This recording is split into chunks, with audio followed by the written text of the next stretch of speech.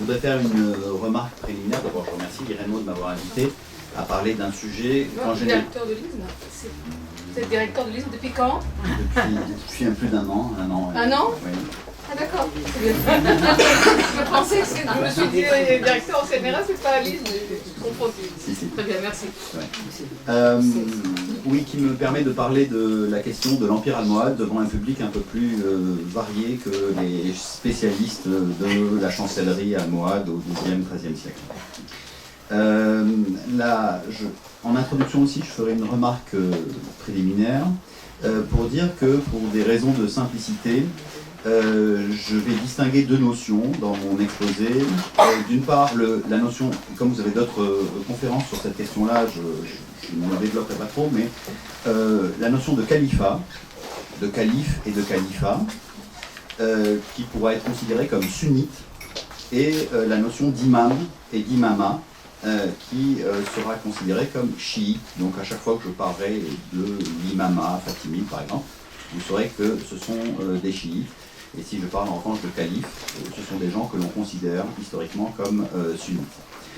C'est beaucoup plus compliqué dans la réalité, puisque les califes sont aussi imams, que la littérature juridique parle des califes comme des imams. En revanche, les imams chiites ne portent jamais le nom de calife. Mais cela a une relative importance dans ce que je vous indiquerai. Donc le calife, ou la notion de califat, de khilafa, c'est la notion de succession du prophète. Et l'imam, en revanche, c'est le guide. Et pour les chiites, c'est un guide qui est inspiré par Dieu et qui reçoit la lumière divine d'une certaine manière. Par ailleurs, la deuxième remarque en introduction, c'est que j'aurai un plan qui part du général et qui va au particulier, de manière assez logique, et du plus ancien au plus récent. Donc je commencerai par un historique et un contexte général qui remontera aux origines de l'islam, la trajectoire particulière du Maghreb dans les premiers siècles, et enfin je finirai la présentation sur l'expérience almohade, qui est une synthèse unique dans l'histoire de l'islam. Alors, l'historique et le contexte général. Le système on considère souvent que le monde romano-byzantin, que les empires carolingiens sont héritiers, ou les provinces latines et grecques sont héritières de l'empire romain, et puis que l'islam est de l'autre côté, on va dire. Le premier point sur lequel je veux insister, c'est sur le fait que le premier empire musulman s'inscrit totalement dans la continuité des empires romano-byzantins qui le précédaient. Bon, je ne sais pas si je vais réussir à faire marcher la télécommande, mais on va essayer. Alors, je vais vous donner des exemples qui attestent cette continuité très grande entre le premier empire musulman et la période antique. D'une part, ce sont des éléments donc, que les historiens ont dégagés. D'une part, la mise en place très tôt d'une fiscalité portant sur les terres, donc un impôt foncier avec un arpentage et un cadastrage des terres.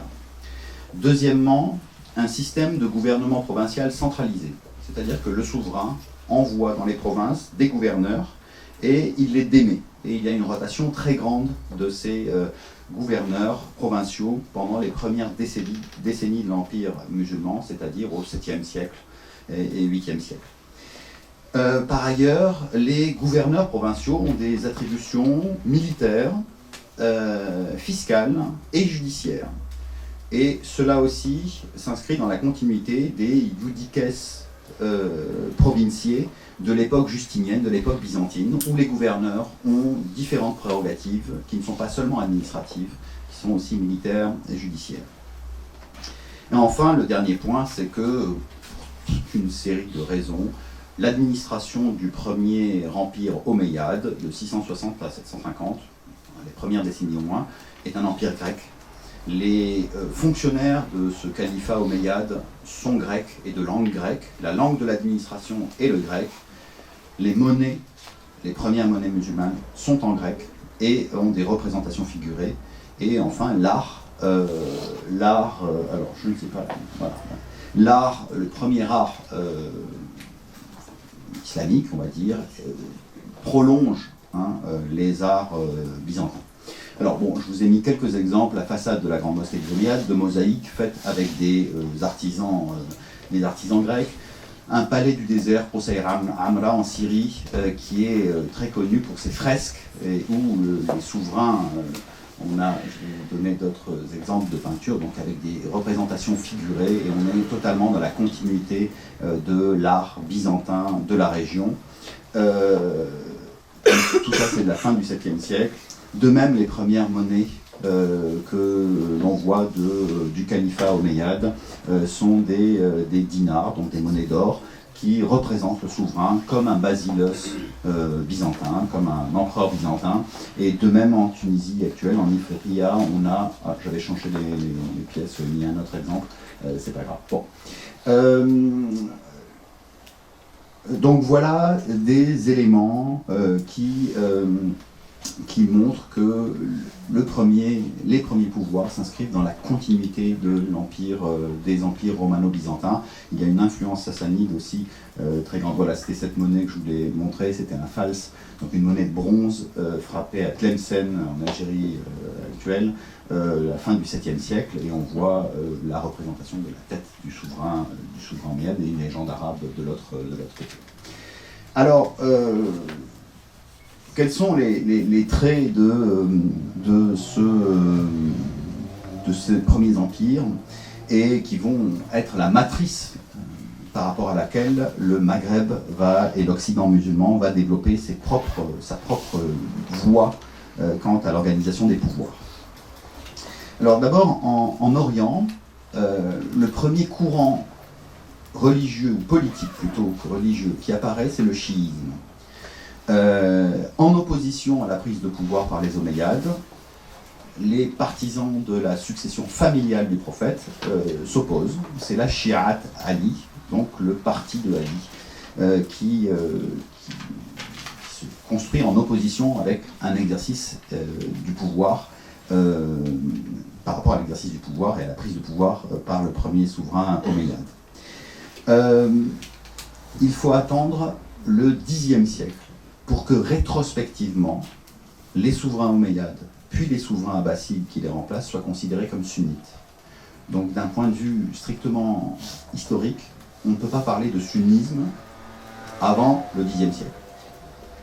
Les premières dynasties omeyyades ne s'appellent pas, les souverains et les habitants de cet empire ne se disent pas sunnites par opposition aux chiites. Les chiites sont opposés au pouvoir omeyyade. Ils contribuent à la prise du pouvoir par la dynastie suivante, qui est celle des Abbassides, mais les souverains qui exercent le pouvoir ne se disent pas sunnites. Par ailleurs, jusqu'au Xe siècle, les centres de référence pour l'ensemble du monde musulman, et vous voyez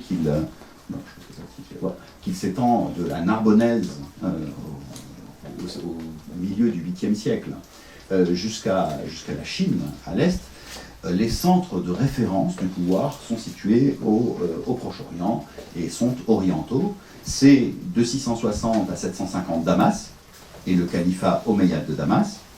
Puis, à partir de 750, le centre de référence qui légitime les pouvoirs provinciaux, la carte, je suis désolé, est un peu floue, c'est Bagdad et les califes abbassides de Bagdad. Jusqu'au Xe siècle, l'unité du pouvoir est en théorie respectée. C'est-à-dire qu'il y a un souverain qui a prétention à gouverner l'ensemble des territoires musulmans, ou des populations musulmanes, plutôt que les territoires d'ailleurs, qui porte un titre souverain de calife ou et de prince des croyants. Le grand changement, un premier grand changement, a lieu au Xe siècle, quand des opposants chiites s'emparent du pouvoir à Kairouan, en Ifriqiya, aidés par des tribus berbères, Koutama, j'y reviendrai parce que c'est la trajectoire du Maghreb qui se met en place. Et cette révolution de 909 casse l'unité de la direction des musulmans qui prévalait jusque-là. L'autre conséquence de cette révolution qui amène au pouvoir un imam fatimide à Kérouan, qui règne à Kérouan avec ses descendants de 909 à 969. L'autre conséquence, c'est l'apparition d'un nouveau califat, cette fois à Cordoue, le califat omeyyade de Cordoue. Donc en 909, Kérouan, une révolution portée par des tribus berbères et des chiites qui s'emparent du pouvoir à Kérouan et à Mahdia, ville princière. Et 929, c'est la proclamation du califat omeyyade de Cordoue. L'unité de la direction des croyants est rompue à partir du Xe siècle. Et c'est rétrospectivement, en fait, je vous l'ai dit, qu'on considère les dynasties omeyyades et abbassides comme étant sunnites, et les fatimides par rapport aux fatimides de Kérouan, d'abord de 909 à 969, puis de 969 à 1171, les imams fatimides du Caire. Je vous ai dit que jusqu'au Xe siècle, les référents, l'autorité de référence était orientale. C'est le cas aussi pour les imams fatimides de Kérouan, puisque leurs regards sont tournés vers l'Est, vers l'Orient, et que, dès qu'ils le peuvent, ils fondent le Caire et ils déplacent les tombes des premiers imams enterrés en Ifriqiya, en Tunisie actuelle, et ils les déplacent au Caire. Donc il y a une véritable translation de la dynastie fatimide.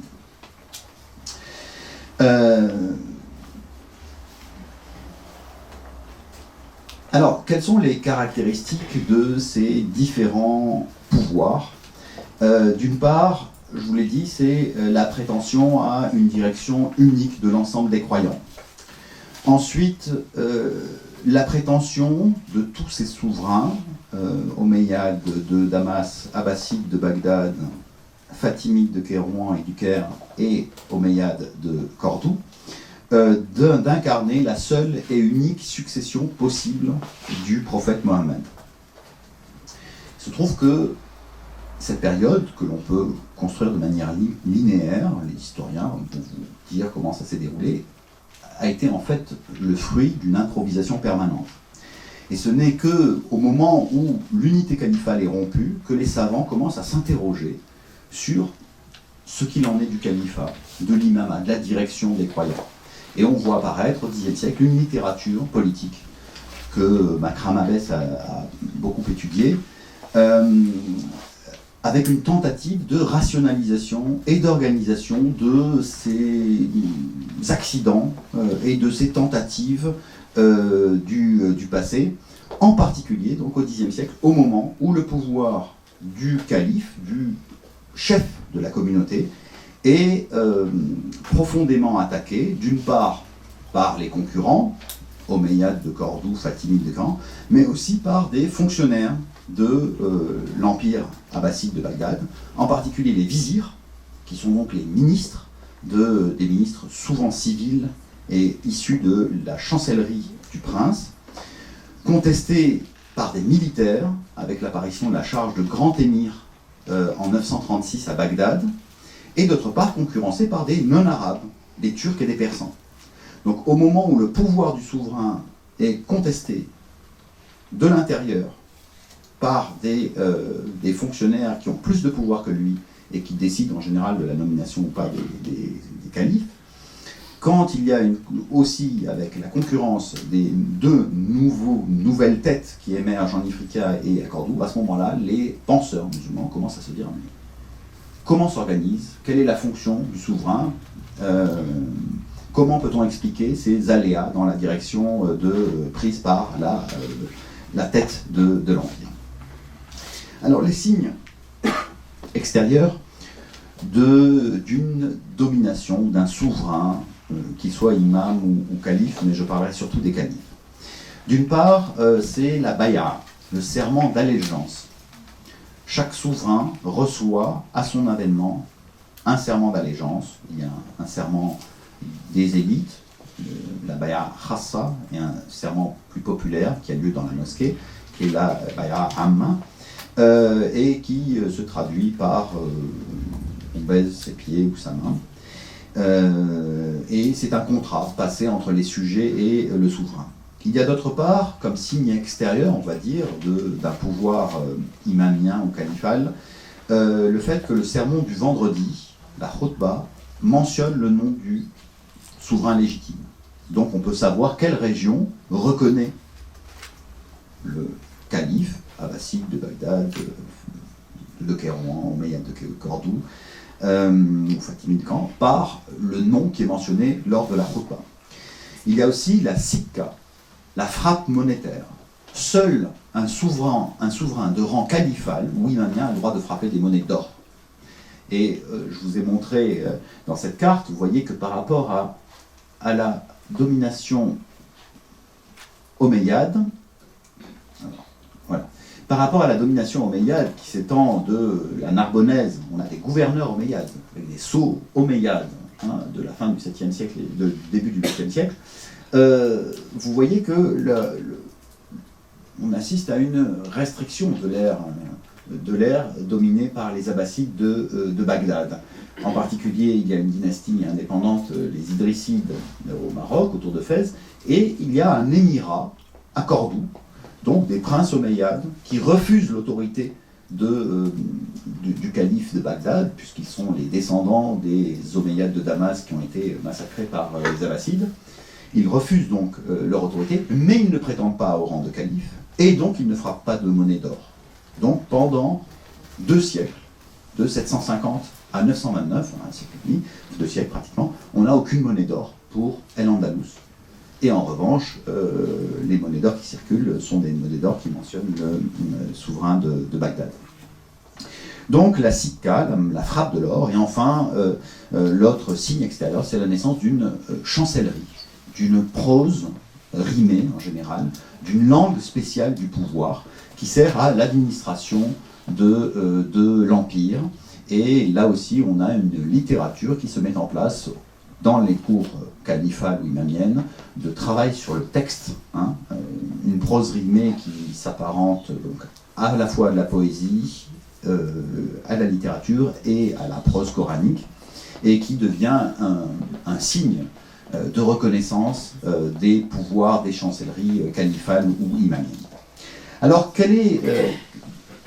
qu'en est-il du Maghreb pendant cette évolution générale? Partie du contexte général, et je passe maintenant à la deuxième partie, à la trajectoire particulière du Maghreb. Alors d'abord, la conquête du Maghreb a été difficile. Et elle suit les routes de la domination, enfin elle suit les routes littorales et les grandes villes littorales et les zones qui étaient auparavant byzantines et fréquentées par des commerçants arabes depuis plusieurs décennies ou siècles. C'est donc une conquête qui est à la fois rapide, 40 ans, Kairouan est atteint après la mort du prophète en 670, et en même temps il y a de nombreuses révoltes, comme la révolte de la Kahina, la prêtresse, une femme berbère des tribus zénètes qui en 686 secoue le joug des Omeyyades et met en péril la présence omeyyade au Maghreb. D'autre part, l'autre remarque qu'il faut faire, c'est que, comme dans le reste de l'Empire, califat omeyyade et califat abbasside, l'islamisation est loin d'être complète. On a l'image d'un pouvoir qui s'étend et des populations immédiatement converties à l'islam. En fait, la grande majorité de la population des empires omeyyades et abbassides jusqu'au Xe siècle est non musulmane. Il y a des chrétiens, il y a des juifs, il y a des païens, et dans la partie orientale, il y a des zoroastriens, des manichéens. La grande majorité de la population est non musulmane, et les dirigeants arabes, musulmans, exercent un pouvoir de minorité. Cela explique qu'ils aient accepté assez facilement, ils aient toléré les pratiques de culte des religions du livre, judaïsme et christianisme. Cela explique aussi d'ailleurs qu'ils aient été reçus assez bien par les populations juives de la péninsule ibérique qui étaient persécutées par les Visigoths, parce que pour les nouveaux dirigeants, que les juifs et les chrétiens s'écharpent, ça ne les préoccupait pas trop. De même qu'il y avait de gros conflits au moment de la conquête de l'Égypte entre les Byzantins, les Chalcédoniens et les Monophysites sur la nature du Christ, donc des débats qui étaient très violents parce que le sang coulait pour les musulmans qui arrivent, ça leur importe peu, et du même coup, il y a une pacification des conflits intra-christianisme aussi. Donc cette population est peu ou mal islamisée encore, elle est majoritairement non musulmane, et peut-être pas entièrement monothéisée. Elle est peu arabisée aussi, les langues dominantes de ces régions sont des langues berbères. Ensuite, il y a une très grande distance par rapport au centre du pouvoir. Donc les califes omeyyades de Damas nomment des gouverneurs qui vont régner à Cordoue et à Narbonne. Il faut imaginer qu'il faut mettre 3 mois, donc 3 mois, 4 mois pour les informations et pour l'envoi d'un gouverneur. Il arrive, il reste 2 ans, et ensuite il est rappelé avec un courrier qui met autant de temps pour faire l'aller-retour. Donc de très grandes distances. Et enfin, comme la situation est très troublée au Proche-Orient, en Syrie et en Irak, il y a beaucoup de révoltes, en particulier chiites, les souverains de Damas et de Bagdad utilisent le Maghreb comme zone d'exil. Et ils envoient au Maghreb tous les rebelles dont ils veulent se débarrasser, en leur disant allez là-bas, on ne vous embêtera pas. Et cela explique qu'il y ait beaucoup de descendants du prophète, de membres de la famille du prophète, qui se retrouvent au Maghreb, relégués et exilés par les pouvoirs en place au Proche-Orient. Donc, des révoltes au moment de la conquête, donc les formes de la résistance, alors bon, distance et enfin de relégation, c'est tout. Alors, quelles sont les formes de la résistance ou de l'acceptation du pouvoir oriental qui se développe au Maghreb et en Occident, dans l'Occident musulman? Je vous ai déjà parlé des révoltes, il y en a de nombreuses. Il y a d'autre part l'apparition de principautés indépendantes, je vous en ai montré, les Idrissides de Fès, qui exercent le pouvoir, ne payent pas d'impôts, ne prononcent pas le nom du souverain de Bagdad dans le prône du vendredi. Il y a les émirs, je dis bien émirs, donc pas des califes, les émirs omeyyades de Cordoue, qui eux aussi sont des princes territoriaux qui ne reconnaissent pas l'autorité du souverain abbasside de Bagdad. Donc, une forme d'inertie, de refus de reconnaissance, plutôt que de rébellion ouverte. Il y a des formes aussi d'adhésion, parce que ce sont des mouvements complexes qui se mettent en place, et en particulier, il y a une école juridique qui se développe au 8e, 9e siècle au Maghreb, qui est l'école malékite. Aujourd'hui, on considère que c'est une des 4 grandes écoles sunnites.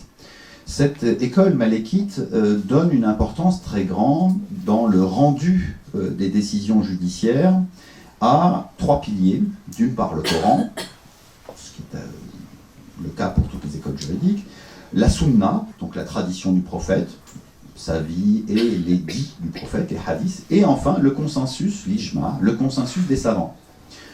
Ce consensus des savants, théoriquement, ce sont les savants de Médine, je vous passe sur les détails, mais cela veut dire que l'institution, pas cléricale, mais des savants qui se mettent en place au Maghreb pour gérer tous les aspects juridiques des relations intra-musulmanes ou intra-musulmans ou entre musulmans et chrétiens ou juifs, est une organisation qui est fondée sur la fatwa. Et les oulémas, donc les savants religieux, on leur pose une question et ils donnent une fatwa, qui est un avis juridique, qui s'appuie sur le Coran, sur la Sunna et sur l'avis juridique des prédécesseurs. Donc se met en place une littérature, j'ai envie de dire c'est une conception du droit progressiste. C'est une conception du droit progressiste dans la mesure où elle prend en compte le Coran et la Sunna, mais elle ne s'arrête pas là, elle prend en compte toute la juridiction, ou la jurisprudence, antérieure. Ce qui fait qu'on assiste à une compilation et à un entassement de fatwas. Et les savants, quand arrive un cas inédit devant eux, ils prennent le Coran et la Sunna, et puis ils prennent toute la littérature jurisprudentielle antérieure. Et donc avec des aménagements, des évolutions par rapport à ce qui était peut-être décidé, et d'où une très grande variabilité, une casuistique très grande. Cette école malékite, qui se développe au Maghreb, est légitimiste. Donc elle reconnaît l'autorité des souverains abbassides de Bagdad. Et c'est une forme d'adhésion de l'Occident musulman, d'un point de vue religieux, à une légitimité orientale. Enfin, il y a des mouvements hétérodoxes qui apparaissent par rapport à l'orthodoxie abbasside, avec un refus radical de l'autorité du souverain oriental de Bagdad. D'abord, le premier mouvement, c'est le kharidjisme. Le kharidjisme est le troisième courant, avec le sunnisme et le chiisme, qui est un mouvement égalitaire qui a un réel succès au Maghreb, où les tribus berbères refusent l'idée de hiérarchie, et les kharidjites refusent l'idée qu'il y aurait une hiérarchie pour la direction dans les croyants, une hiérarchie qui serait liée au sang, donc l'appartenance à la famille du prophète. Pour les chiites, c'est le cas pour les chiites, qui considèrent que les descendants du prophète ont un droit supérieur, ou mérite supérieur, ou des qualités exceptionnelles, liées donc à l'appartenance au sang, ou à l'appartenance à la tribu du prophète, la tribu de Quraysh. Pour les kharidjites, donc même un esclave habashi, c'est-à-dire éthiopien, noir, aurait le droit d'exercer le pouvoir de calife, d'imam de la communauté, pourvu qu'il soit le plus pieux des musulmans de l'époque. Il y a donc des principautés kharidjites qui apparaissent, je ne l'ai pas mis d'exemple, mais autour de Tiaré, de Tahert, il y a un émirat roustémide qui se met en place, un imamat roustémide avec un souverain kharidjite, donc qui exerce le pouvoir pendant un siècle, au IXe siècle, et qui est détrôné par les Fatimides de Kérouan. C'est la première forme que prend la révolte, ou le refus maghrébin d'un pouvoir oriental, le kharidjisme. Refus du sang, du prestige du sang, refus de l'appartenance à la tribu du prophète. Enfin, il y a une deuxième forme que j'ai déjà évoquée, c'est le chiisme. On a d'une part les idrissides, dont on ne peut pas vraiment dire qu'ils soient chiites, mais ils exercent le pouvoir. Les idrissides disent qu'ils descendent d'Idriss, qui est un descendant du prophète Mohammed, et de son gendre et cousin Ali. Donc ils exercent le pouvoir, une principauté, au nom de leur appartenance justement à la famille. Eux sont donc très différents des kharidjites. Mais évidemment, il y a la révolte fatimide, l'imam fatimide de Kérouan et du Caire, dont j'ai parlé, qui est une contestation radicale aussi du pouvoir oriental. Et enfin, le dernier mouvement un peu particulier qui se met en place, mais qui n'est pas propre au Maghreb, mais qui se développe particulièrement au Maghreb, c'est le mahdisme.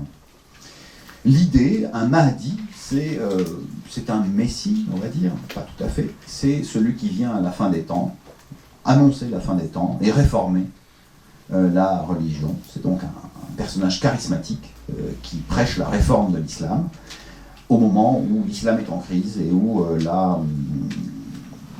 les pouvoirs sont contestés, corrompus, la société est corrompue, et donc il y a une volonté de retour à une pureté originelle.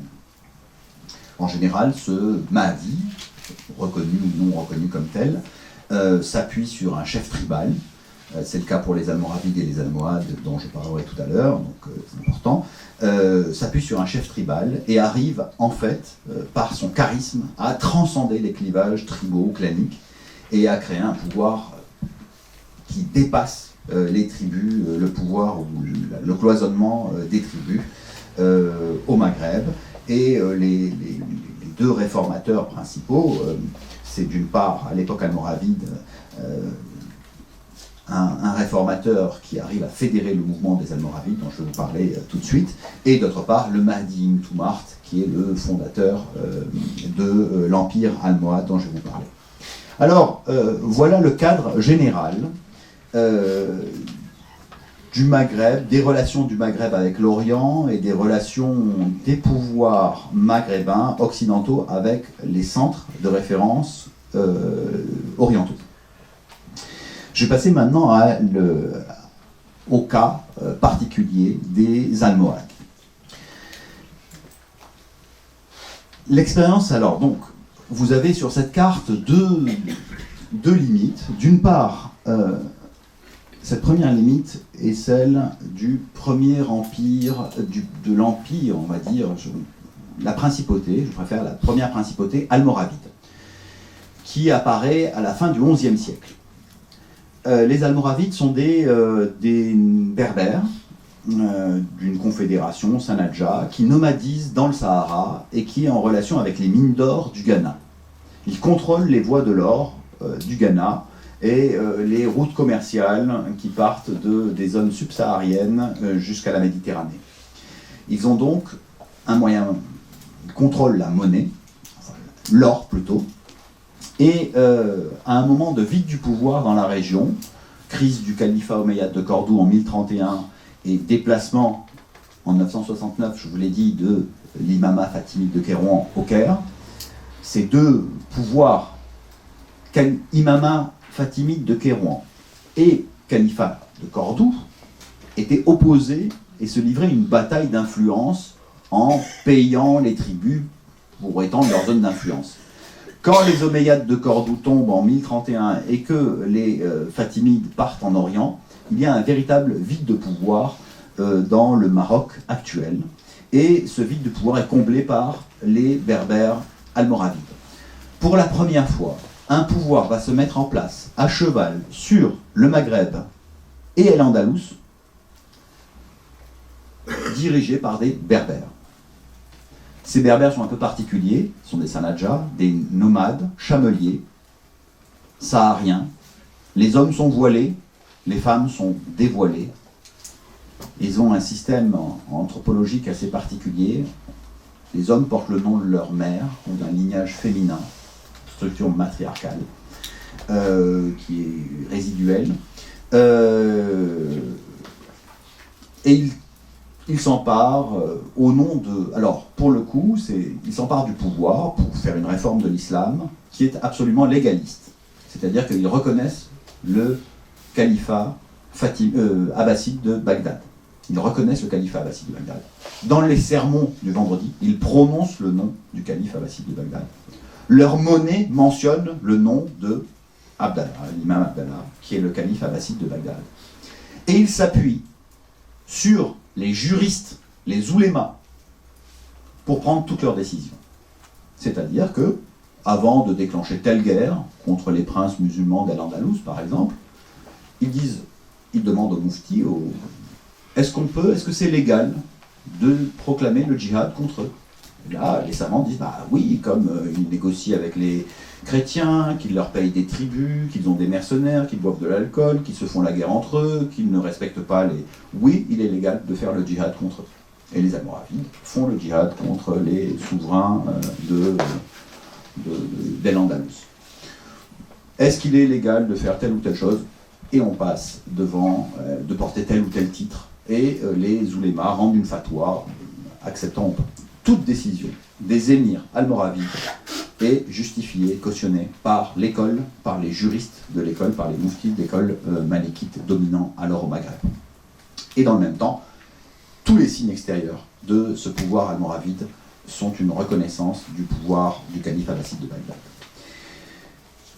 Bon, les deux piliers du pouvoir émiral princier, donc almoravide, c'est le djihad contre les chrétiens du nord, de la péninsule ibérique, pour une bonne raison, c'est qu'en 1085, le roi de Castille et Léon s'empare de Tolède.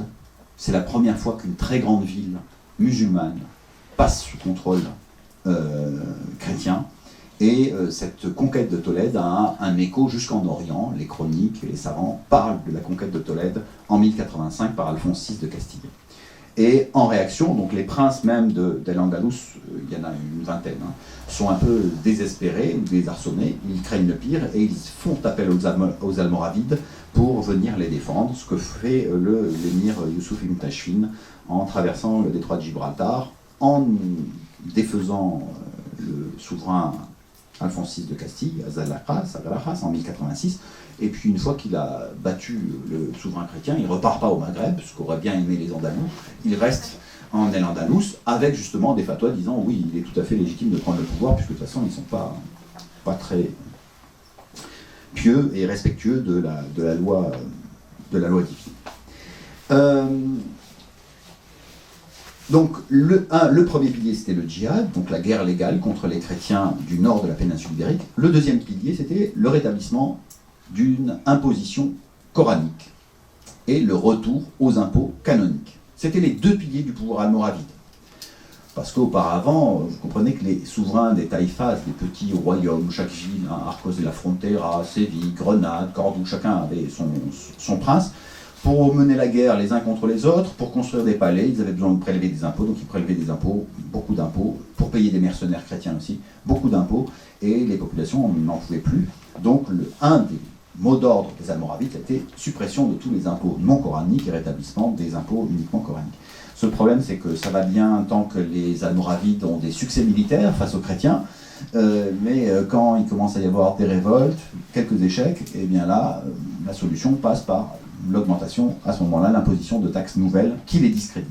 Donc entre les défaites militaires, qui pour quelqu'un qui défend le djihad, c'est pas très très bon, et les prélèvements des impôts, de nouveaux impôts, de nouvelles taxes pour un pouvoir qui est arrivé au pouvoir en prenant la suppression des taxes illégales ou illicites, ce n'est pas très bon. Et là, il y a un mouvement qui sort cette fois des montagnes de l'Atlas, qui est le mouvement des Almohades, avec un Mahdi, le Mahdi Ibn Toumart, dont, alors cette fois, ça sort encore une fois du monde berbère. Cette fois, c'est plus la confédération Sanadja, mais c'est la confédération des Masmouda. Ce ne sont plus des nomades du Sahara, ce sont des sédentaires, des montagnards sédentaires, et en une vingtaine d'années, ils vont renverser l'Empire almoravide. Entre 1120 et entre 1130 et 1150, entre 1130 et 1150, les Almohades, qui sortent de l'Atlas, vont renverser l'Empire almoravide et s'imposer, et imposer même plus que les Almoravides, puisqu'ils vont être les seuls à unifier le Maghreb sous une autorité locale, indigène, population, les Berbères. Pour la première fois et dernière fois de l'histoire, les Berbères vont unifier le Maghreb de la Tripolitaine jusqu'au Maroc, et avec le sud de la péninsule ibérique, El-Andalus. La capitale de la principauté almoravide et du califat Imama almohade, je dis califat Imama almohade, je vous expliquerai après pourquoi, et Marrakech, fondation almoravide.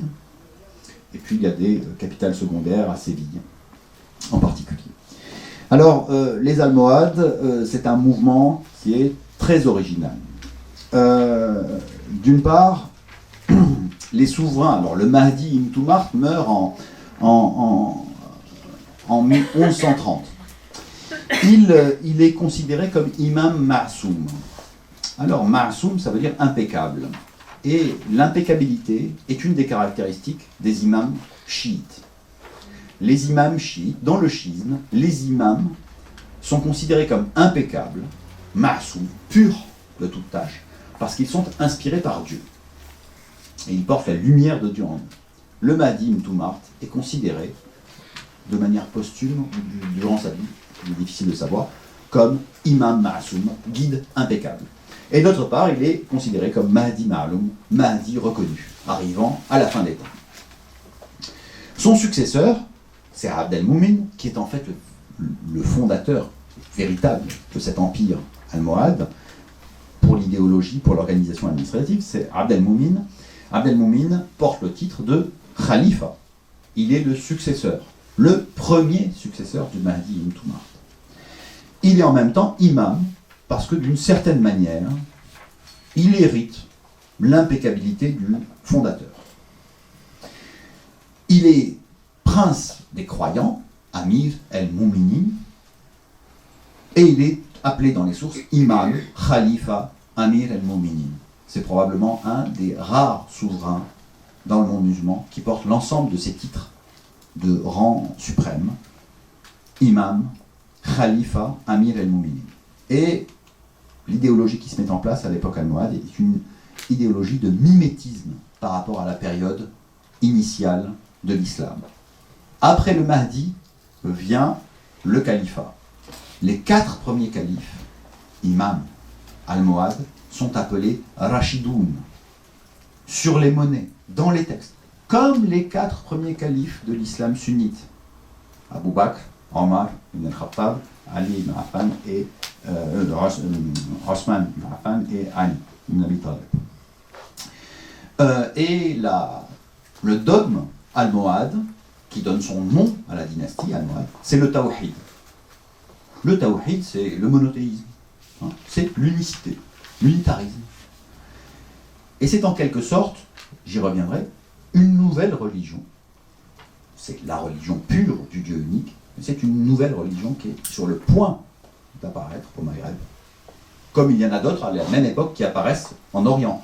Je vous rappelle que la religion druze apparaît au XIe siècle. C'est une religion qui se dégage du chiisme et qui est une nouvelle religion qui apparaît au XIe siècle. Donc, cette idéologie califale, imamienne, n'est pas... C'est quelque chose qui est profondément théorisé par les plus grands esprits de l'époque.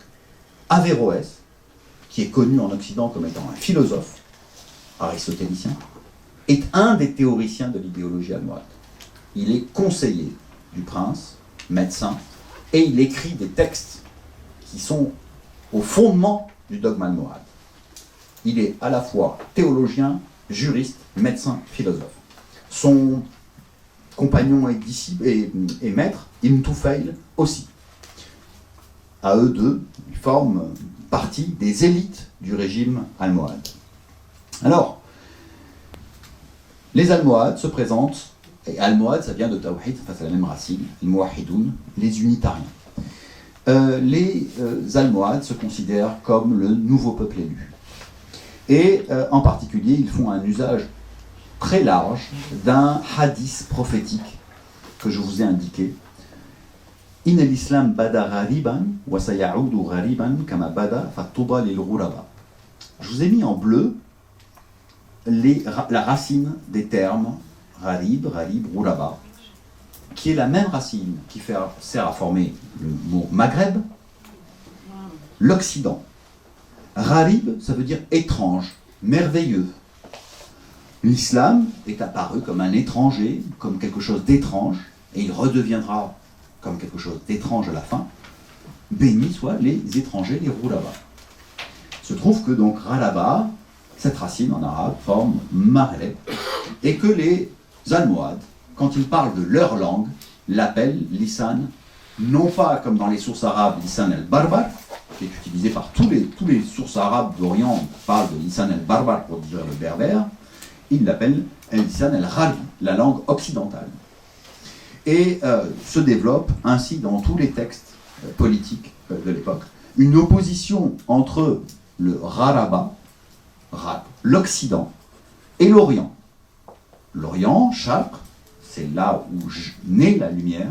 Avec les Almohades, cette lumière naît en Occident, là où elle meurt, normalement, là où se couche le soleil.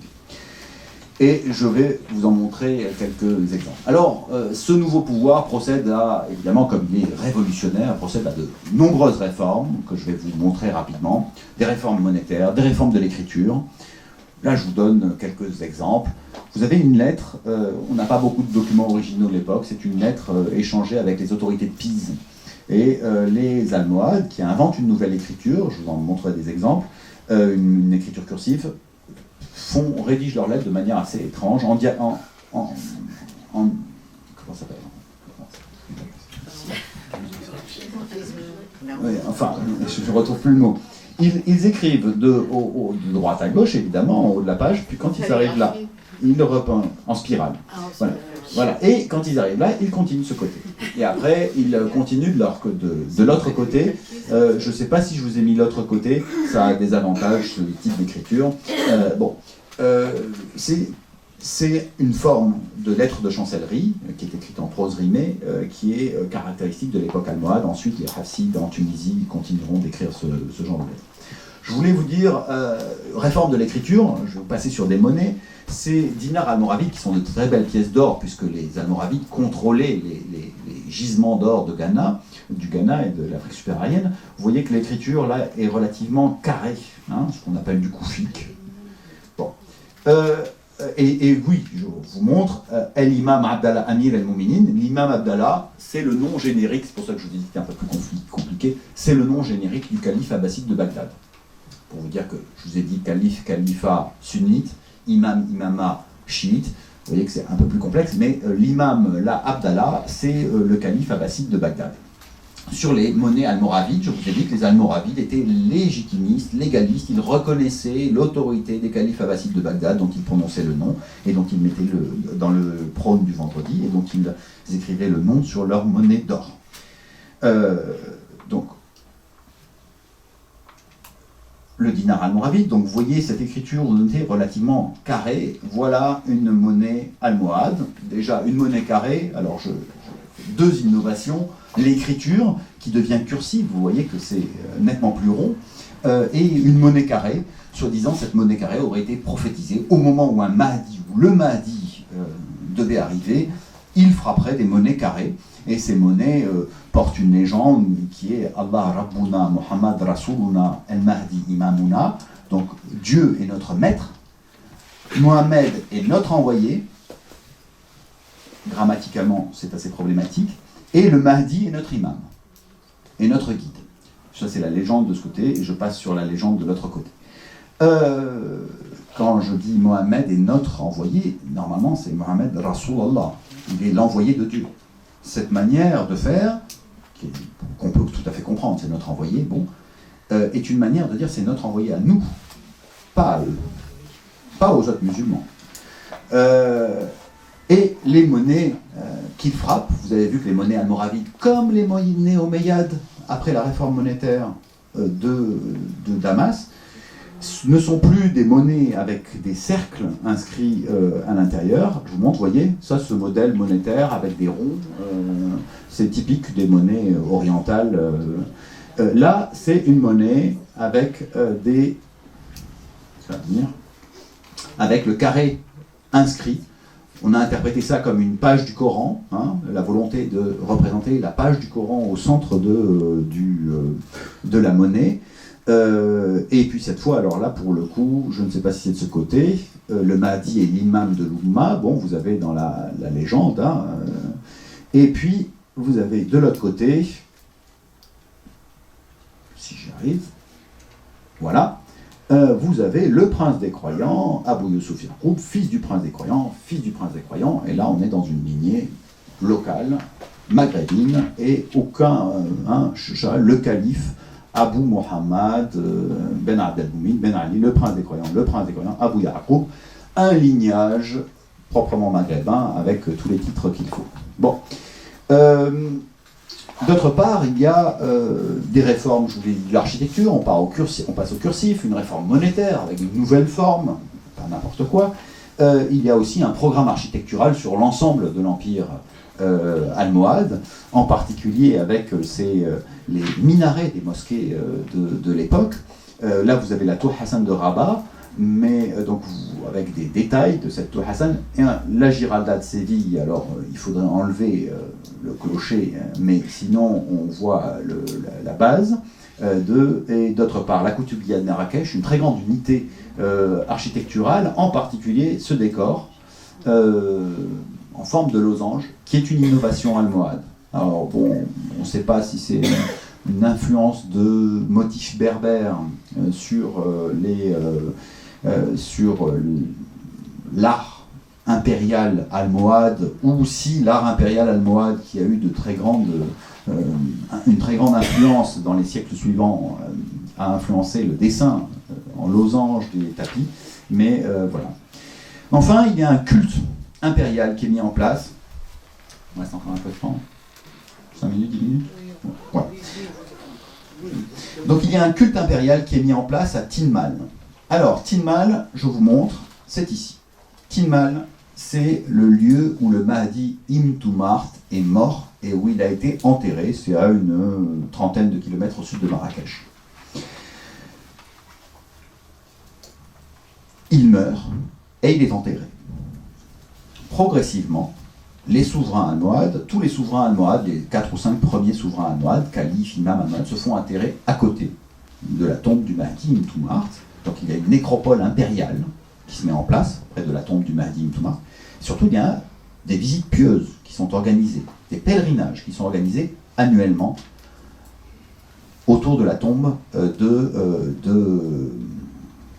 du Mahdi Ibn Toumart. Et ce pèlerinage est l'identique ou la réplication du pèlerinage à la Mecque. tous les termes qui sont utilisés, Tatawuf, Lams, on touche la pierre, on passe dans une grotte, à Igilis, qui est la ville natale du Mahdi ibn Toumart, on fait des circumambulations autour de la tombe, etc. Tous ces éléments sont repris du pèlerinage à la Mecque. Vous imaginez bien que pour faire le pèlerinage à la Mecque, à l'époque, par 6 mois, on reste, avec tous les aléas du trajet, on revient, aucun souverain ne peut faire le pèlerinage sous peine de perdre son pouvoir et laisser abandonner. Les Almohades trouvent une solution, le pèlerinage, ils le font chez eux, sur la tombe du Mahdi ibn Toumart. Bon. Et il y a avec le double site, Médine, la Mecque, là c'est Igilis, Tilmal. Ce pèlerinage a profondément marqué le Maghreb, puisque Ibn Battuta, au XVe siècle, XIVe, XVe siècle, Léon l'Africain, même chose, au XVIIIe siècle, mentionne des pèlerinages sur la tombe du Mahdi ibn Toumart. Donc les Almohades ont disparu depuis belle lurette, mais, et jusqu'au XXe siècle, il y a des visites pieuses sur la tombe du Mahdi ibn Toumart. Voilà la mosquée dans une vallée de l'Atlas. Bon, elle a été restaurée dans les années 50, mais elle est assez fidèle à ce qu'elle était au XIIe siècle. Donc recentrage du pèlerinage et direction de la prière. Au Maghreb, la prière, étrangement, au Maghreb et en Al-Andalus, la direction de prière ne se fait pas en direction de la Mecque. Alors, les Omeyyades, pourquoi?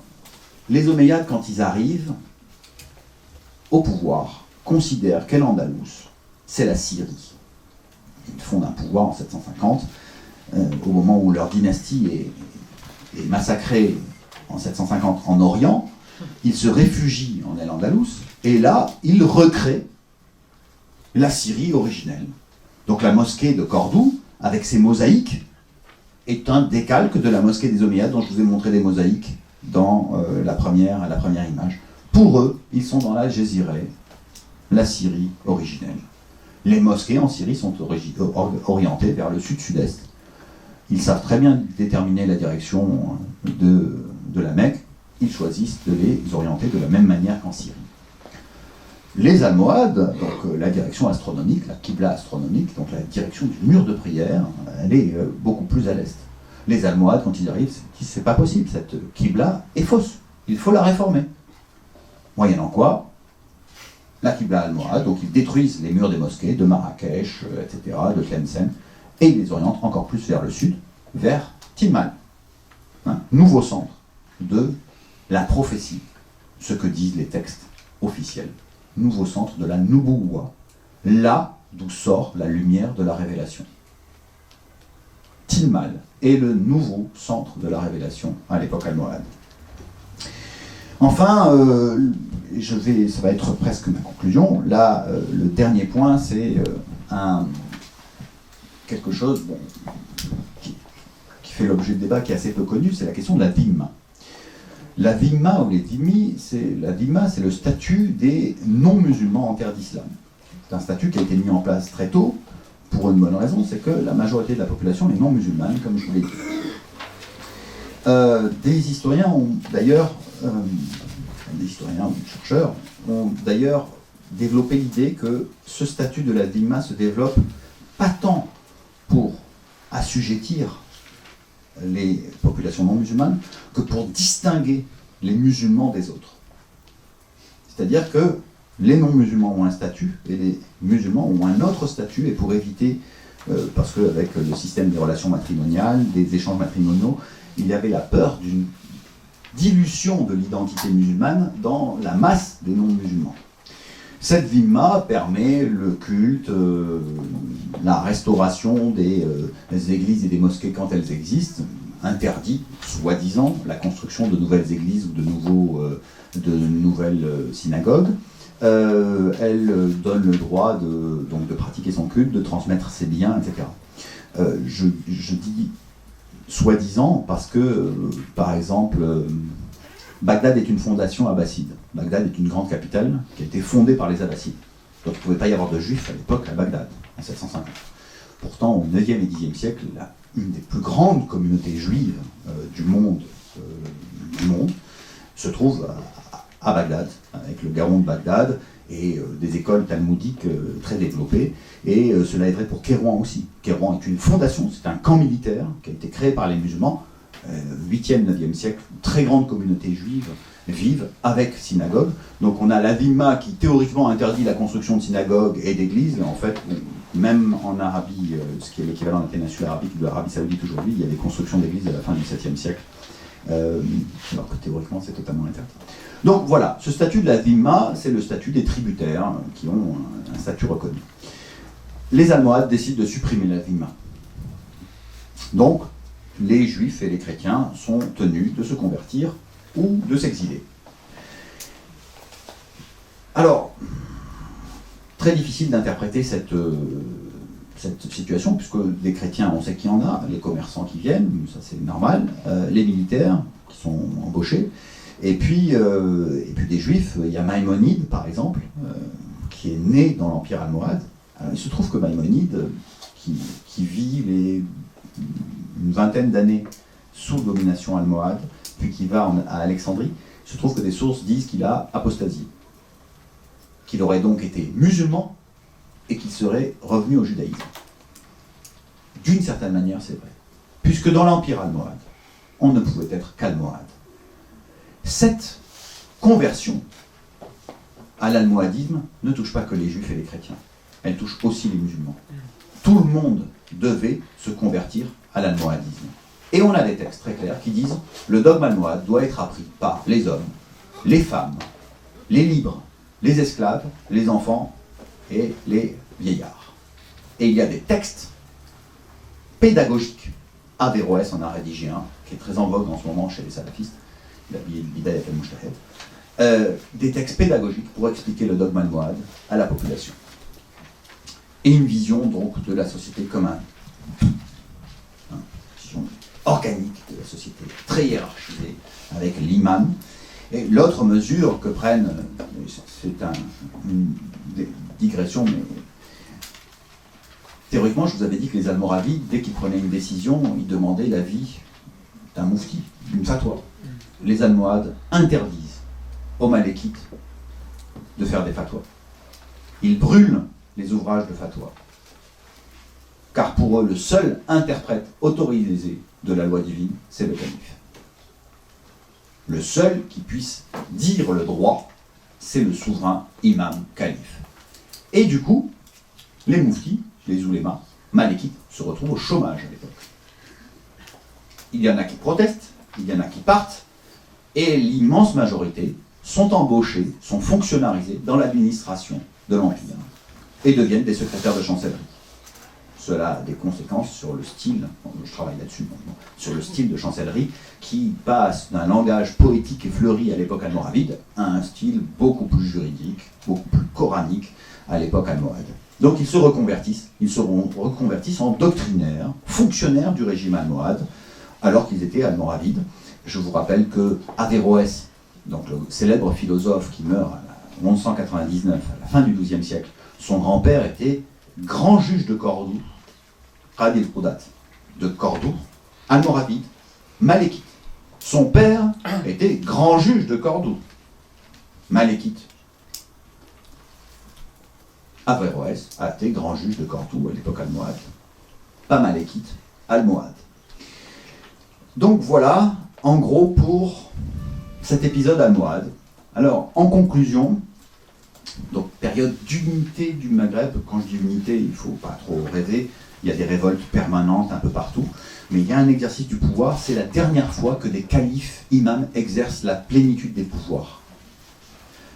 Je vous ai dit qu'au Xe siècle, le pouvoir du calife était attaqué. Les premiers imams fatimides de Kairouan ont un réel pouvoir. Les califes omeyyades de Cordoue ont un réel pouvoir au début, puis ils le perdent à nouveau. Les seuls qui ont un réel pouvoir au XIIe siècle sont les califes imams de Marrakech. Ils exercent l'ensemble, et ils le revendiquent, l'ensemble des pouvoirs de justice, législative d'une certaine manière, puisque ce sont les seuls interprètes, c'est eux qui disent le droit. Tout ce qu'ils disent, qui innovent par rapport au droit, n'est pas un problème, puisqu'ils sont les seuls à pouvoir comprendre la loi divine. Pouvoir militaire, pouvoir de déclencher les guerres ou ils exercent la plénitude des pouvoirs. Les vizirs ont un rôle mineur à l'époque almohade. Les oulémas, je vous l'ai dit, sont fonctionnalisés. On n'entend plus parler, on entend parler un peu, mais ils sont fonctionnalisés. Et quoi d'autre? Et les militaires sont à l'ordre, sous l'ordre des souverains almohades. C'est la dernière fois. Les califes qui existent à l'époque mamelouk en Égypte, 13e, 14e, 15e siècle, n'ont aucun pouvoir. Les califes sultans ottomans n'ont aucun pouvoir. C'est un pouvoir honorifique, les derniers à avoir ce pouvoir. Alors l'empire almohade s'effondre, se disloque au XIIIe siècle, sous les coups conjugués, plusieurs coups conjugués, en particulier des chrétiens du nord de la péninsule ibérique, qui survivent jusqu'en 1269, et sous les coups d'une révolte, qui est la révolte mérinide au Maghreb, d'une tribu qui n'a pas d'idéologie très marquée, si ce n'est qu'elle revient et s'appuie à nouveau sur l'école malékite. Donc là, on a un retour des oulémas sur le devant de la scène, et une tripartition du Maghreb à partir du XIIIe siècle, fin XIIIe siècle, entre trois territoires qui correspondent au Maroc, Algérie, Tunisie actuelle, si on veut. Et enfin, ce qui va se développer propre au Maroc, pas tellement en Algérie et à la Tunisie, c'est le chérifisme, donc le culte des ancêtres, des descendants du prophète, qui joue un rôle très important. La sainteté des shérifs au Maroc et des chauffats, on a beaucoup d'écrits là-dessus, se développe au Maroc. J'arrête donc là sur mon exposition. Merci.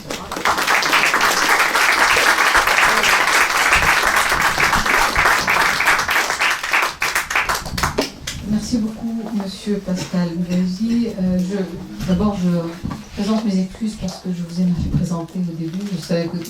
Je vous avais directeur d'études à l'EHSS, mais quand j'ai vu l'ISM, j'ai fait un glissement. Et bon, voilà. En tout cas, c'est très bien de savoir que vous avez cumulé les deux, c'est parfait. C'est pour le bonheur des chercheurs. Nous avons la présentation de M. Burézi complète, je dirais presque parfaitement la présentation précédente, et elle ouvre aussi sur cette pluralité de monde, je dirais musulmans à l'époque, et la manière dont se recomposent les territoires, les populations, les pouvoirs. Moi, j'ai été relativement, juste avant de passer la parole à la salle, je voulais simplement revenir sur cette question de pouvoir transmissible par lignage, qui est normalement une des propositions chiites, en fait. Et là, je suis étonnée, si je compare, par exemple, je prends aujourd'hui les structures d'aujourd'hui, parce que c'est même au risque de faire beaucoup d'anachronismes, si on prend les deux pays qui se proclament, en fait, de descendance du prophète, comme la Jordanie, la Hachémite de Jordanie et le souverain marocain, par exemple, ce sont quand même des pouvoirs sunnites. En revanche, le seul pouvoir chiite, là pour le coup, il n'est pas du tout... Alors, est-ce que vous aurez une explication à ça, ou un début d'explication, j'en sais rien. Maintenant, à ma question, je voudrais prendre aussi d'autres questions de plus, et on va prendre par 3 questions. Voilà. Alors, rapidement, je ne l'ai pas précisé parce que je pourrais disserter des heures et des heures sur les Almohades. Le Mahdi Ibn Toumart, qui est un berbère, donc, Masmouda, et Abd el-Moumin ont une généalogie qui remonte au prophète. Donc ils ont une généalogie reconstituée, pas totalement aberrante, parce que je vous ai dit qu'il y avait beaucoup de rebelles, de membres de la famille qui avaient été exilés, donc on peut imaginer que c'est possible. En tout cas, ce qui est important, c'est qu'eux en revendiquent une. Ils prétendent descendre du prophète. Et en plus, ils prétendent à la isma, donc l'impeccabilité, donc ce qui est vraiment des traits chiites. Bon, ils vénèrent en même temps un Coran attribué à Osman, donc ils ont une relique qu'ils vénèrent avec le sang de Osman. Or, Osman est détesté par les chiites. Donc, d'un côté, ils revendiquent des traits profondément chiites, et de l'autre côté, ils revendiquent des traits profondément sunnites, comme les Khulafa Rashidoun. Ça n'existe pas pour les... Donc pour les souverains marocains, ça c'est un héritage du chérifisme. Oui, ils sont descendants du prophète. Pour les imams et pour le régime iranien chiite, les imams sont descendants du prophète, jusqu'à la disparition du dernier imam, qui va revenir, qui sera le Mahdi à la fin des temps, et en attendant, il y a des imams terrestres, qui servent d'intermédiaire avec l'imam divin, donc il y a plusieurs niveaux. Donc là, pour le coup, il n'y a pas besoin d'avoir un lignage, mais en plus, je me demande dans quelle mesure un certain nombre de ne revendiquent pas un héritage, une ascendance prophétique. Je cède la parole à la salle. Merci pour votre exposé. Deux questions.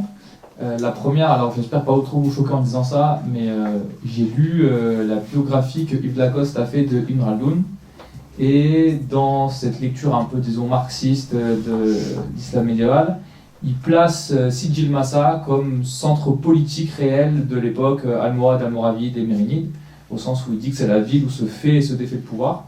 J'aimerais avoir votre avis sur ça. Et deuxième question, c'est par rapport à Averroès, où vous avez évoqué rapidement ces éléments. Et c'est intéressant de voir comment est-ce qu'aujourd'hui il est présenté, à savoir que si on regarde une nouvelle fois le film qui a été fait sur lui, je ne sais plus de qui est l'auteur, voilà, où on en fait...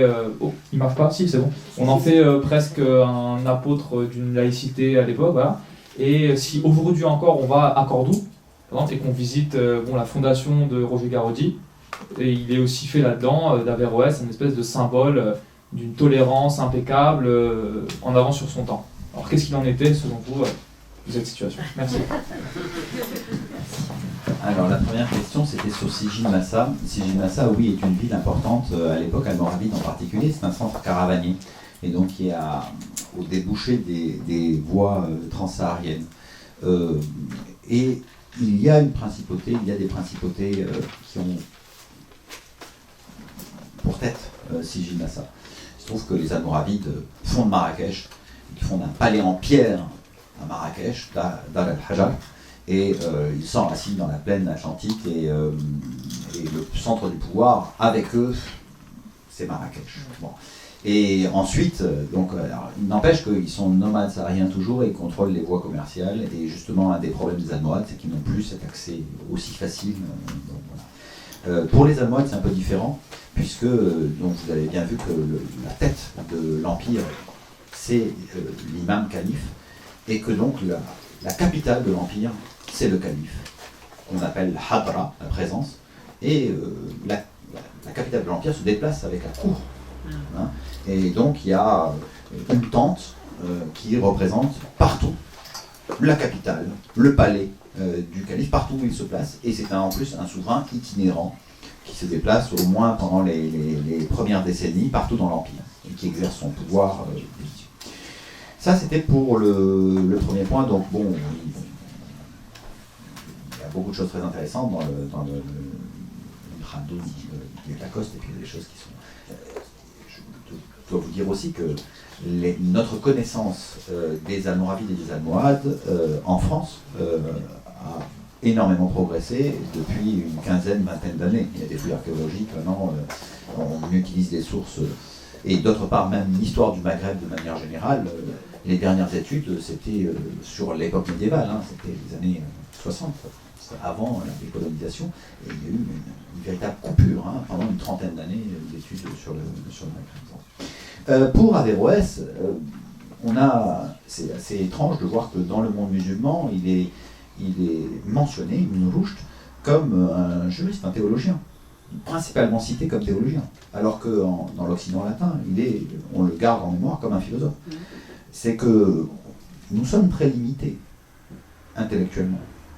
C'est-à-dire que je connais peu de personnes de nos jours qui soient à la fois médecins, astronomes, poètes, théologiens, juristes, philosophes, et qui conseillent le prince, soit juges, d'accord, tout. Ce sont des esprits encyclopédistes.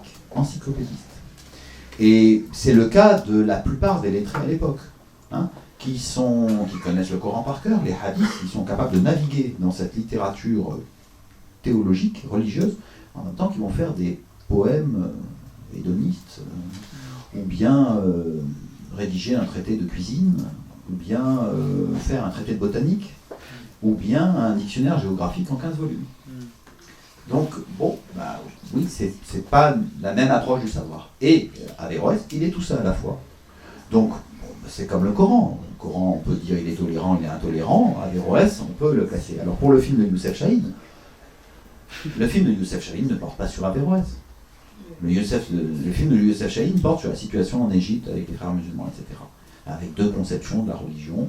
Et il a pris Averroès comme incarnant. Quand on prend pas grand chose à voir, quelques motifs, c'est tourné en Syrie avec le krach des chevaliers en arrière, enfin bon.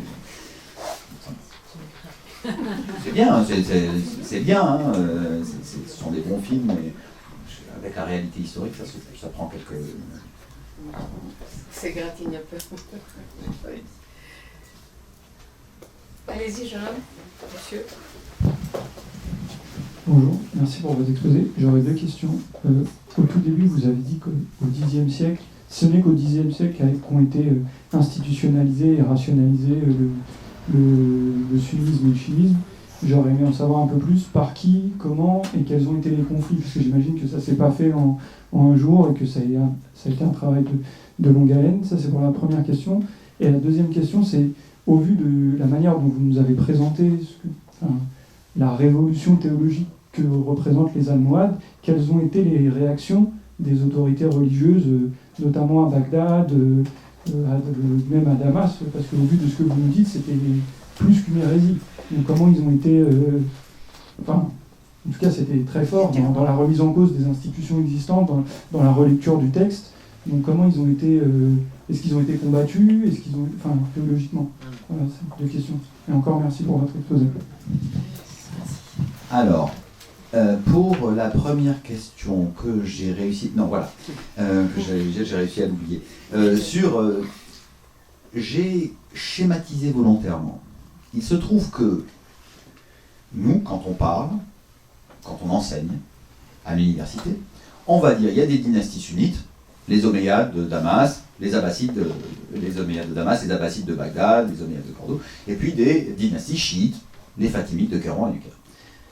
À l'époque, les gens ne se définissent pas comme ça. Aujourd'hui, vous allez les gens vont vous dire moi je suis sunnite de telle école juridique, ou bien un individu va vous dire je suis chiite, je suis septimain, ismaélien. Bon, à l'époque c'est pas le cas. La première identité qui apparaît, c'est celle des partisans de Ali. C'est donc le chiisme. Ce sont ceux qui pensent que Ali aurait dû succéder au prophète, qu'il est l'imam, le guide, et qu'il a hérité de la lumière divine. Bon. Et toutes les révoltes, même la révolution abbasside se fait au nom de la famille et au nom des Alides en partie. Et ils récupèrent le pouvoir en disant oui, la famille, donc l'oncle du prophète, c'est bon. Les descendants de l'oncle, c'est bon. Et de fait, ils ont raison. À l'époque, dans la conception, quand on est descendant de l'oncle du prophète, on fait partie de la famille du prophète. Les chiites ont une vision très restrictive de l'appartenance familiale qui est liée au sang, et il y a des écrits théologiques sur la transmission de la lumière divine par Mohammed à Ali, et il y a Fatima au milieu, hein, donc tout le rôle de Fatima qui est la fille du prophète, et là il y a quelque chose qui se passe, la femme est la médiatrice de la lumière divine d'une certaine manière. Bon, et puis après ça descend à Hussein et Hassan. Il se trouve que ces identités sunnites chiites, en fait, elles sont acquises au Xe siècle.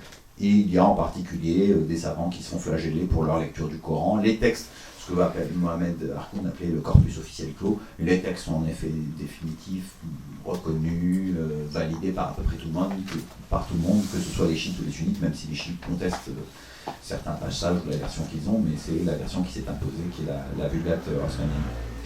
Ça, c'est la première chose. Donc, c'est le Xe siècle et que la nation sunnite. L'autre question, c'était... La réaction. Ah, la réaction. Eh bien, la réaction est... d'abord, les orientaux, on va dire, ont d'autres chats à fouetter à l'époque. Il y a des croisades, il y a des États latins en 1099, il y a des États latins, Jérusalem à partir de 1099, et en plus il y a plein de principautés, il y a des Turcs, bon. La seule chose, c'est qu'en effet, Saladin joue un rôle très important. Saladin est celui qui met fin à l'imamat fatimide du Caire, en 1171. C'est lui qui, en 1171, décide, alors qu'il est au Caire, au service de l'imam fatimide, qui décide que c'est fini, maintenant on prononce le sermon du vendredi au nom du calife abbasside de Bagdad. C'est une démission gentille, tranquille, et l'imam est écarté. Bon. Donc il rattache le Caire et l'Égypte au califat abbasside de Bagdad, avec lequel lui-même entretient des liens relativement... Il n'est pas calife, lui, il est prince, sultan, des liens relativement lâches. Mais en revanche, quand il est en Égypte, donc on est en 1171, les Almohades, eux, avancent bien. Et ils ont conquis le Maghreb central, donc l'Algérie actuelle, la Tunisie, puis la Libye, Tripoli. Et là, il s'inquiète, Saladin. Donc Saladin envoie des troupes. Il envoie des Kurdes, des Rouzes, des Archers, des Turcs, des Arabes, des tribus arabes, taper sur les Almohades. Et en permanence, il a une véritable politique de containment pour endiguer l'avancée almohade. Et les Almohades font peur. Les Almohades ont une grande influence. Je vous ai parlé du carré sur les monnaies. À Alep, au XIIe siècle, au début du XIIe siècle, sur les monnaies d'Alep, il y a le sceau de Salomon d'un côté, et de l'autre côté, il y a des légendes. À la fin du XIIe siècle, on passe au carré, à la place du sceau de Salomon. Il y a des monnaies, ce motif du carré. Donc les Almohades ont une très grosse influence intellectuelle, artistique même sur l'Occident, parce qu'il y a beaucoup de savants qui circulent dans un sens et dans l'autre. Et d'autre part, donc voilà, il se trouve qu'au moment de la troisième croisade, Saladin écrit une lettre pour demander l'aide du calife almohade. Il lui dit, vous avez une énorme flotte, c'est la dernière grande flotte, grande marine, venez nous aider contre les croisés et contre les francs. Et là, l'imam calife almohade lui dit, tu ne m'appelles pas, tu ne me donnes pas le titre que je mérite, c'est-à-dire celui de prince des croyants, donc nous ne viendrons pas t'aider. Donc les relations sont d'opposition. Aussi après, au niveau théologique. Alors, au niveau théologique, c'est particulier parce qu'ils sont absolument orthodoxes, les Almohades. Vous me dites hérétiques. Ils sont orthodoxes. Et ils se prétendent orthodoxes. Et ils le sont. Il n'y a pas grand-chose qui soit hétérodoxe chez eux. Le culte au Coran de Rothman, le respect du Coran, on ne s'en... par rapport à ce que l'on voit aujourd'hui, il n'y a rien de plus... C'est un retour strict... Pardon. Le culte du Mahdi. Le pèlerinage, ah bon, parce que... Ouais, alors, le pèlerinage à la Mecque, c'est un pèlerinage. Les pèlerinages des saints, c'est une des structures du monde musulman depuis les origines. Alors, combattu par les Hanbalites, qui ont quand même détruit la tombe du prophète, qui ont détruit à de multiples reprises la tombe du prophète pour interdire les pèlerinages sur la tombe du prophète, considérant que le seul culte qu'on peut rendre, c'est à Dieu, donc on n'a pas le droit de se rendre sur les tombes de la famille ou du prophète et assimiler... Attendez, je finis. Donc, les Wahhabites en particulier, au cours de l'histoire, la tombe du prophète, la maison à Médine, etc., ont été détruites et ravagées par les Hanbalites assez fréquemment. Mais en attendant... Bon, donc ça c'est une chose. Le culte des saints musulmans, c'est quelque chose qui traverse le monde musulman, de l'Indonésie jusqu'au Maghreb, et la sainteté a été un élément majeur de l'islamisation du monde musulman. Alors après qu'aujourd'hui, alors qu'il y ait des courants extrêmement minoritaires au Moyen-Âge, qui disaient ah non, il ne faut surtout pas rendre un culte à des tombes, je veux bien. Aujourd'hui, c'est encore une fois, dire que c'est hétérodoxe, c'est un peu comme ce que vous disiez, c'est un choix idéologique, ça c'est pas le problème. Définir la norme, c'est vous qui la définissez. Mais historiquement, le culte des saints, c'est quelque chose qui fait partie de l'islam. Alors aujourd'hui, on jette des bombes sur les pèlerinages, ou alors, mais ça c'est encore une fois, on n'est plus dans le domaine de l'historicité du fait religieux. L'historicité du fait religieux sur l'islam, c'est le culte des saints. Le culte des arbres, le culte des pierres, qui sont des héritages. Mais la Kaaba, c'est un héritage pré-islamique. C'est le culte rendu aux pierres, avec le toucher, la circumambulation, c'est un rite pré-islamique. Donc ça, c'est dans la religion chrétienne, comme dans la religion musulmane, comme dans la religion juive. Il y a un héritage des pratiques antérieures, et au Maghreb évidemment aussi, avec, et puis qui est islamisé. Je me permets quelques petites observations. Il n'y a pas que les Hanbalites qui condamnent le culte au saint. C'est quand même ça a été combattu, en tout cas condamné, beaucoup plus approprié par les 4 écoles islamiques. Par ailleurs, sauf erreur de ma part, le Coran est descendu justement. Le pilier central de l'islam, c'est l'unicité, revenir au culte unique de Dieu. Et donc moi, personnellement, quand vous avez évoqué le déplacement des rites à la Mecque, à Timil, ça va quand même faire appeler le shirk, donc c'est-à-dire l'associationnisme qui est le péché impardonnable dans la croyance musulmane. Oui, enfin, là, pour le coup, j'en suis sûre. Laissez-moi au moins cette certitude. Et donc, c'est pareil pour l'associationnisme. Quand on prie en direction d'un homme, alors que l'on prie en direction de la Mecque, donc c'est absolument pas le culte de la pierre, si effectivement pendant le rite on touche la pierre, c'est une pierre dans la tradition islamique qui est descendue du paradis et qui est donc un ordre de Dieu. Et donc les hommes tournent autour justement de cette Kaaba qui aussi représente l'unicité de Dieu, donc c'est pas la pierre en elle-même que l'on adore, mais c'est le Dieu unique qui a fait descendre cette pierre. Voilà. Il l'a pas fait descendre, enfin bon, ça c'est... Mais bon, allez-y, bon, je pense que là c'est bon. Je sais pas, je me réfère au Coran et à la Sunna. Après, le culte des saints, effectivement, existe. Hein. Je suis moi-même d'origine algérienne, je sais que cette pratique existe aussi, qu'il y a des mausolées, etc., au Maroc, au Maghreb. Mais de dire qu'elle a toujours existé, et ça, effectivement, c'est le cas dans l'histoire musulmane, ne veut pas dire qu'il y a une conformité à la croyance. Voilà, alors moi je suis historien. La question de la conformité ou de la non-conformité m'importe absolument pas. Ça c'est une question de foi et je la laisse aux croyants ou aux non-croyants. Ça ne m'intéresse pas. Moi ce que je peux vous dire, c'est ce qui a eu lieu, pas ce qui est juste ou injuste, ni ce qui est légal ou illégal. Ça ne m'importe pas. On parlait de culte de la pierre. Enfin, c'est important quand même. Mais c'est la maison d'Abraham. C'est la maison d'Abraham. Premier lieu créé sur terre. En adoration d'un Dieu. Pour les musulmans. Je ne parle pas de la foi, s'il vous plaît. Attendez, l'histoire aussi. Pour les musulmans. Pour les musulmans.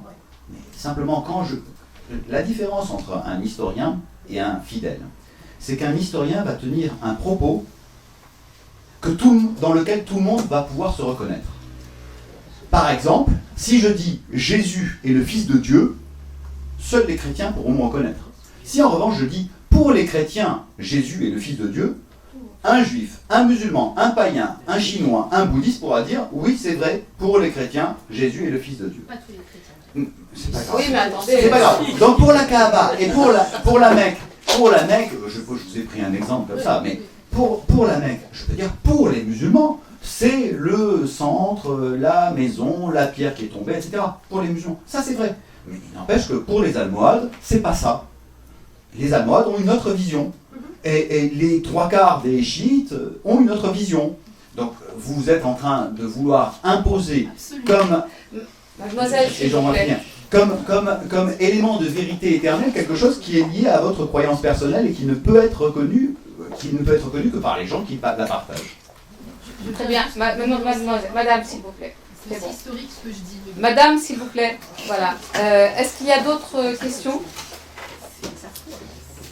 C'est... Non, en plus. On termine. Moi, oui, allez-y. Si je peux avoir le micro. Oui.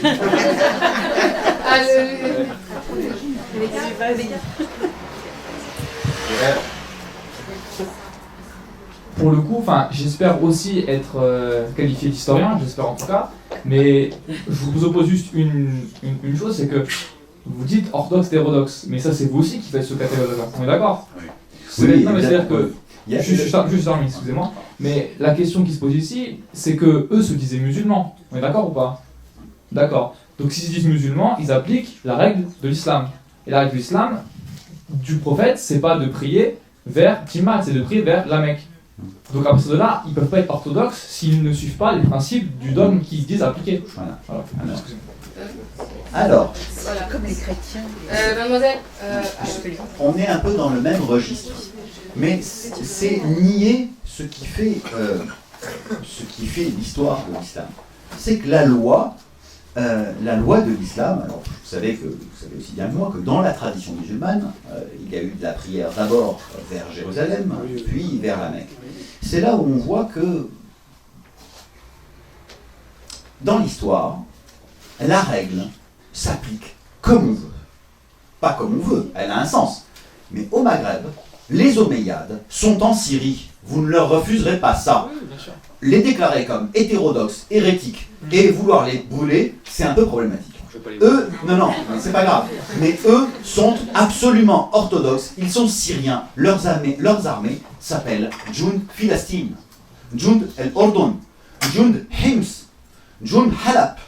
L'armée de Alep, l'armée de Palestine, l'armée du Jourdain, c'est le nom des armées des califes omeyyades de Cordoue. Ils sont en Syrie. On ne peut pas les empêcher d'être en Syrie. Et ils prient dans la direction de la Mecque, en Syrie. Bon, c'est pas la direction de la Mecque, on s'en fout. Bon. Enfin, je veux dire, c'est pas pour ça que je vais leur dire, non mais, c'est complètement bourré. Bon. Pour les Almohades, c'est la même chose. Ils ont rétabli l'unicité, encore une fois. Les textes d'Averroès vont dans ce sens-là. Ils refusent. Alors, on peut parler aussi de la question du tajsim, etc., d'anthropomorphisme, dont sont accusés un certain nombre de trucs. Ça, c'est des débats internes à l'islam. Ça ne me regarde pas.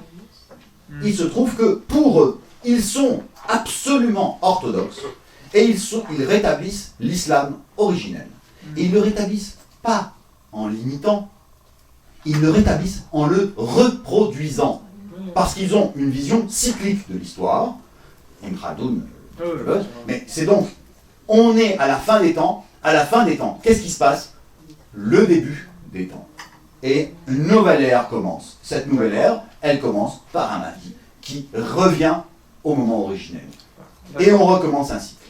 Alors, vous pouvez décider que eux sont complètement à côté de leur pompe. Mais en attendant, leur dogme, et le dogme de tous les philosophes et théologiens qui ont fonctionné à l'époque, après on peut pas savoir l'adhésion. En attendant, il y a beaucoup qui ont écrit, des philosophes, des théologiens qui ont écrit là-dessus à l'époque et après, et ça a profondément marqué le Maghreb, cette philosophie almohade, même une fois qu'elle a disparu. Voilà, c'est leur manière de voir le temps. Et chaque période a sa manière de voir le temps. Donc après, les histoires orthodoxie, hétérodoxie, c'est une manière de voir les choses. Voilà. Il y a une question là. Non, en fait, M. Tabrizi a déjà répondu. Bon, moi, j'aurais peut-être une dernière, Alors, aujourd'hui, on parle beaucoup d'un calife qui s'est autoproclamé et qui règne.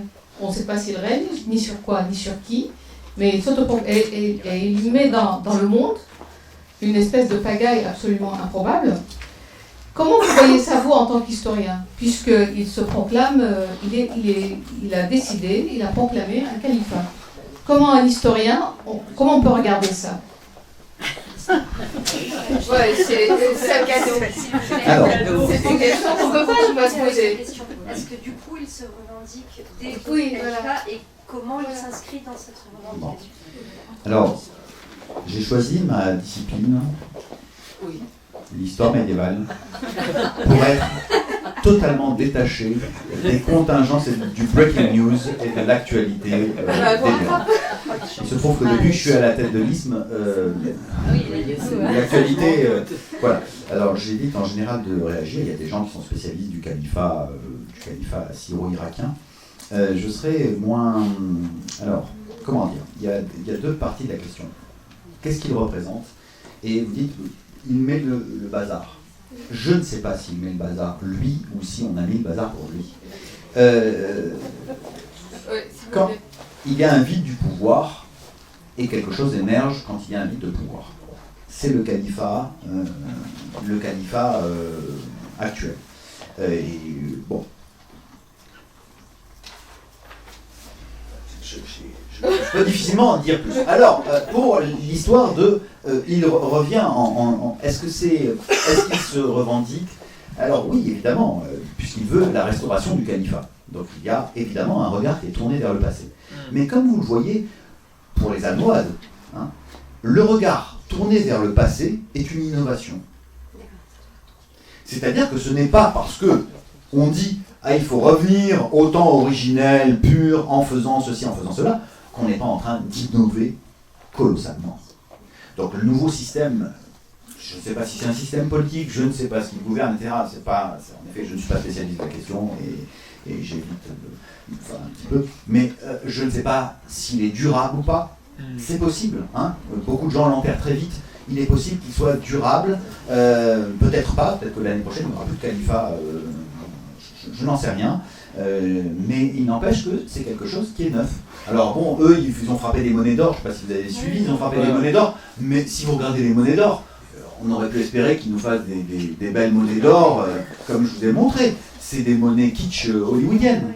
Bon, c'est vraiment... Et puis un modèle ottoman, post-ottoman, vraiment, c'est...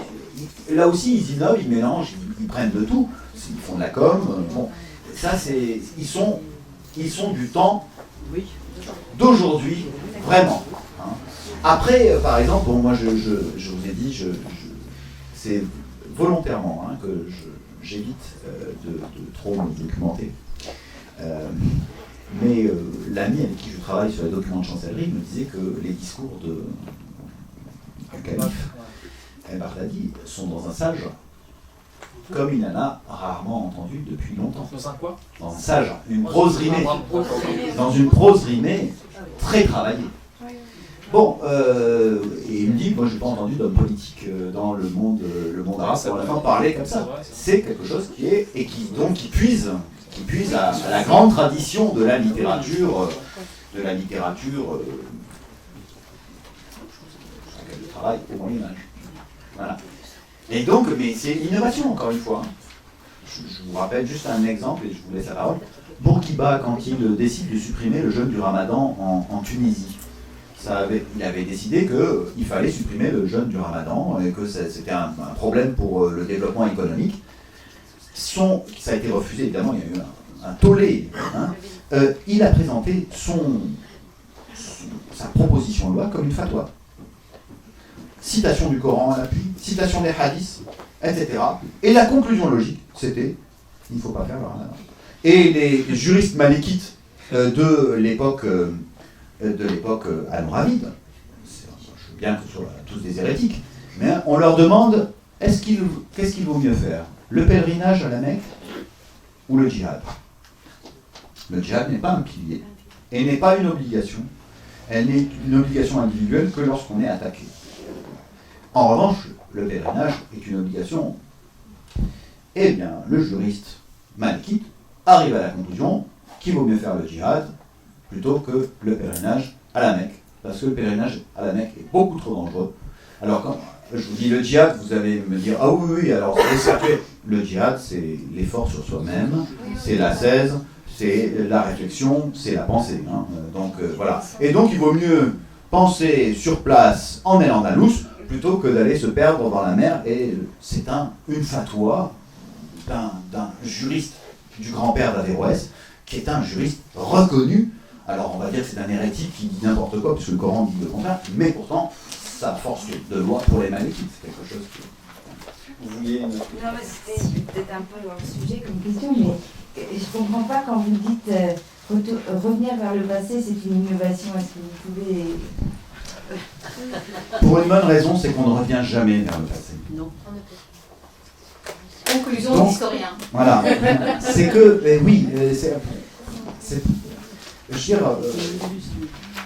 quel que soit le modèle, le modèle originel par exemple, je vais vous prendre un propos un peu provocateur pour la demoiselle, vous avez un certain nombre d'islamistes qui décident de s'habiller en djellaba ou de se laisser pousser la barbe, etc. Bon, c'est pas...